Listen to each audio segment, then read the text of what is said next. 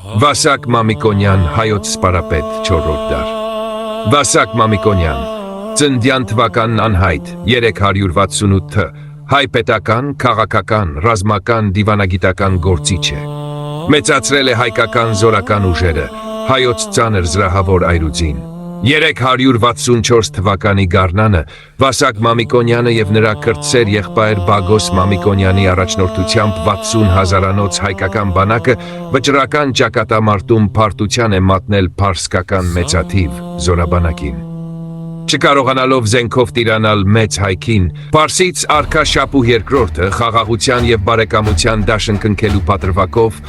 Թիզբոն է հրավիրել հայոց Արշակ II արքային և զորավար Վասակ Մամիկոնյանին և նենգորեն ձերբակալել Ցուժիստանի անհուշ բերդում, որտեղ էլ մահացել է։ Վասակ Մամիկոնյանի հերոսական կերպարը մնացել է հայ ժողովրդի պատմական հիշողության մեջ։ Խավստոս Պուզանդը իր հայոց պատմություն գրքում նկարագրել է։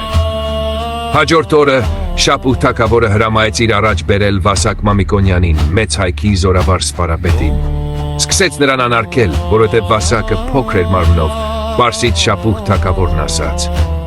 «Աղվես, այդ դու էիր այն խանգարիչը, որ այսքան տարի մեզ չարչարեցիր, դու էիր, որ այսքան տարի կոտորում էիր արիներին, հիմա ինչպես ես, որ քեզ աղվեսի մահով սպանեմ»։ Վասակը պատասխան տալով ասաց.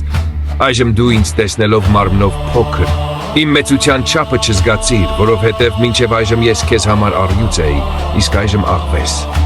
Բայց մինչև ես Վասակն էի, ես հսկա էի, մի ոտքս մի լեռան վրա էր, իսկ մյուս ոտքս մի այլ լեռան վրա։